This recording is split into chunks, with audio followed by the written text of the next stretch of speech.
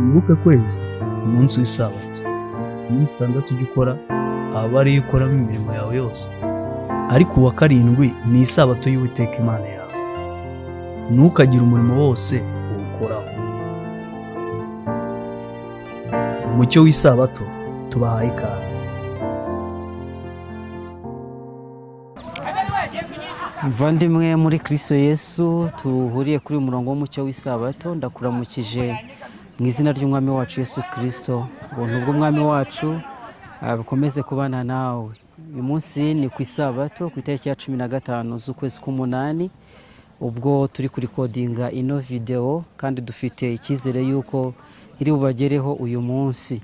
Hano turi ni i Rusi, kuri lycée technique ya Rusi, aho tuzakorera ivugabutumwa guhera kuri ino tariki ya 15 gushyika kuri 29 z'ukwezi k'umunani nyine. Ariko ikinzanye ni ukongera kuzirikana iyi tariki ya 15 ya tariki twatangiriyeho umurimo, tukaba tumaze imyaka 3 dutangiye no murimo w'ivugabutumwa. Nje gushima Imana rero, nshimira Imana yabanye natwe muri urugendo rw'imyaka 3. Abo twatangiranye murabizi uko twatangiye bigoranye, ariko uyu munsi tukaba dushima Imana yuko yakomeje kubana natwe. Uyu mwaka wa 3 rero udusanze turi mu gihugu cy'u Burundi, aho turi gukora ibikorwa by'ivugabutumwa nk'uko mwakomeje kubibona mu minsi itambutse. Tukaba tubishimira Imana cyane ko yadufunguriye amarembo, ikaduha gukora umurimo wayo muri iki gihugu. Ni umunezero kuri twe rero, kubw'ibyitangaza Imana yadukoresheje bitandukanye, n'uburyo Imana ikomeje kudufasha kugira ngo umurimo w'Imana ujye mbere. Turanezerewe rero, kandi turashima Imana yuko amasezerano yayo yandikishije mu byanditswe byera yakomeje kuyasohoza nk'uko yabigambiriye.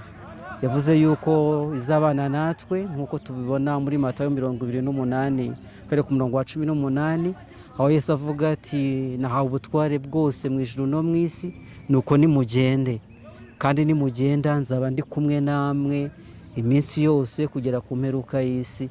Imana rero yabanye natwe kandi iri kumwe natwe, turabishimira Imana cyane.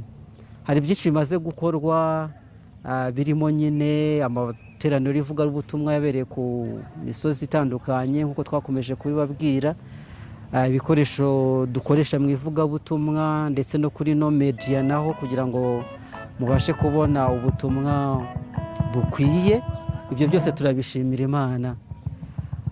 Je kubararikana none kandi kugira ngo ubwo turi kuzirikana iyo myaka 3, dutanguranye n'icyumweru cyo gusenga, cyumweru tuzafashwamo n'umuvandimwe Nyabenda Elmond, mu nsanganyamatsiko nziza cyane ivuga ngo nawe Yesu arashobora kukubabarira. Niyo nsanganyamatsiko dufite. Tuzatangirana nawe ejo ku itariki ya 16, asoze ku isabato itaha ku itariki ya 22. Muri iyo nsanganyamatsiko nziza tuzirikana yuko Yesu afitiye imbabazi abatuye isi, abumva ururimi rw'Ikinyarwanda n'Ikirundi dukoresha kuri no platform mucyo w'isabato. Namwe Yesu abafitiye imbabazi. Niyo nsanganyamatsiko twahisemo kuzirikana igihe dufashe uyu mwanya wo kuzirikana uko Imana yabanye natwe muri imyaka 3. Imyaka 3 kandi ntabwo dusoje, ahubwo turakomeje kugeza ubwo Kristo azazira. Turakomeje umurimo w'ivugabutumwa, kandi dufatanije n'itorero, ubwo itorero riri kuzirikana ikigiye kuba mu mwaka wa 2027, ubwo tuzatuzirikana imyaka 2000 yose Kristo yaje agatangira umurimo we. Natwe ntabwo tuzabura kuzirikana Yesu cyane, ndetse dufite insanganyamatsiko tuzibandaho cyane, ducukumbura mu byanditswe byera, twibaza Kristo mu ijambo rye. Tuzakora exercice yo gushaka Kristo mu ijambo rye, kuko yatubwiye ngo dushakashake mu byanditswe byera niho tuzamukura. Tuzahera ku rupapuro rwa mbere, Itanguriro igice cya mbere, dukomeze tureba Kristo mu ijambo rye. Turabararika mu izina rya Yesu rero kugira ngo muzakomeze kubana natwe, haba mu gushaka Kristo mu ijambo rye, haba mu bikorwa by'ivugabutumwa. Kwa kundi mwakomeje kubishyigikira, n'ubundi turabasaba kugira ngo muzakomeze kudushyigikira, kugira ngo umurimo w'Imana uzakomeze kujya mbere. isomo n'ubundi nsoma ni rya rindi riri mu Bafilipi igice cya mbere umurongo wa 6. Gitabo Pawulo yandikiye Abafilipi igice cya mbere umurongo wa 6 aratubwira ngo icyo nzi neza rwose ntashidikanya ni uko yatangiye umurimo mwiza muri mwe uzawurangiza rwose kugeza ku munsi wa Yesu Kristo. Tuzi yuko yatangiye umurimo mwiza izawusohoza, kandi twifatanije namwe kugira ngo dukomeze umurimo w'Imana urusheho kujya mbere. Reka dusoze n'isengesho. Data mwiza udukunda uri mu ijuru, turagushimye, tugushimira ko wadutoranije ukatugabira umurimo wawe kugira ngo tugukorere, izina ryawe rihabwe icyubahiro. Tugushimiye ko watuhanije umucyo w'isabato n'abawugize twese kugira ngo dufatanye n'abandi bantu b'Imana kwamamaza ubutumwa bwiza.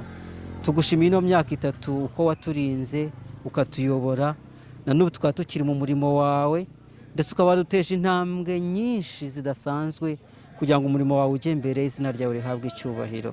Twise mu maboko yawe rero nanone kugira ngo dukomeze kugendana nawe muri uru rugendo rw'ivugabutumwa. Umurimo ni uwawe, udufungurira amarembo, dukomeze kujya mbere ku bw'icyubahiro cyawe. Uduhire rero kandi uhire abana bawe bose biyemeje gufatanya natwe, ntibabure kwigomwa byinshi kugira ngo umurimo wawe ujye mbere. Ubaho umugisha wawe, tuzakomeze gufatanya nabo, kandi ubwo usezerana yuko uzakomeza kubana natwe, umurimo wawe ukawukomereza muri twebwe. Ukomeze kudusohoreza amasezerano yawe, tubisabye mu izina ry'Umwami wacu Yesu Kristo. Amen. Amen.